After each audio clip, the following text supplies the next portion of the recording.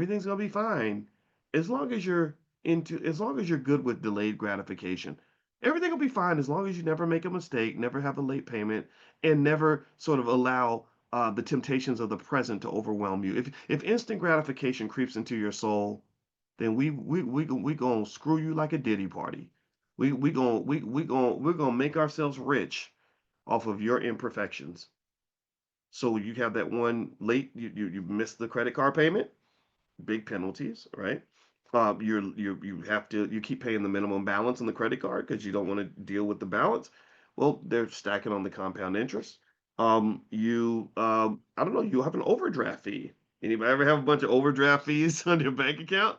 It's ugly. It gets real messy real fast. So kids have to be trained on that. And that's how they are able to have what you might call plausible deniability. When people say, you banks, you're terrible, you're screwing people, they'll say, no, no, the deals are, well, if you're disciplined with your money, then it's a great deal for you. You don't pay any interest, you don't pay any fees at all.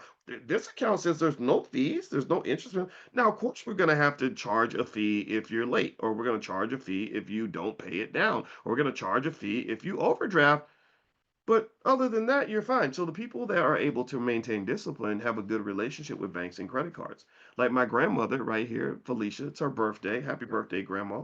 Um, she was very disciplined. Credit card companies couldn't get nothing on her. They didn't even like her. They didn't want her as a customer.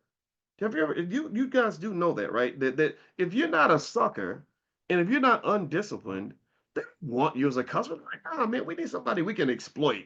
We need somebody who's gonna screw themselves, and then we get to join the party. We need people like that. We don't want disciplined people. In fact, some credit cards, if you are too disciplined with the credit card, they will drop you as a client. Did you know that?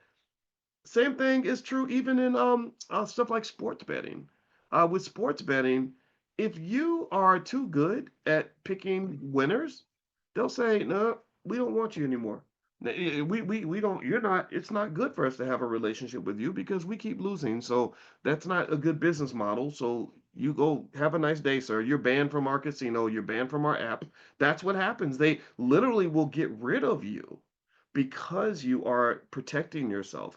Whereas if you're a sucker and you are in there, you formed some sort of an addiction and you love to do all the parlays. The parlays are great because the parlays are mathematically problematic, but people don't do math. So but the people that are running the company, they're doing lots of math. They have mathematicians like me that are very, very conscious of your behavior. They don't just monitor your behavior, they monitor the mathematics behind the bets you make, right? So they know that there's like less than a 0.1% chance that you're going to win the parlay. But they also know that you're going to overestimate in your head the probability that you might win. So you'll put money behind something that is a bad investment for you. And then what they do that's really interesting too, this is why you got to watch out for, when it comes to seeking external validation, is the more of a sucker you are, the more they treat you like you're special. They treat you good because they can drain you good. You're the most popular 16-year-old girl in the boys' locker room, right? That you don't want your daughter to be the most popular girl in the boys' locker room. That's not good. Right? So same thing is true financially. They treat these people, these guys get on these apps and they're like, I'm a high roller and blah blah blah, and right? And they boost your little ego and everything. And then you go in, well, I get free comps when I go to Vegas. I mean, of course you do, because you went there and you lost, you dropped 10,000 last time you were there. Of course they want to roll the red carpet out for you. They want you to come back. The drug dealer needs their crackheads. So ultimately, you got to be really careful about these sort of VIP upgrades and even rewards programs.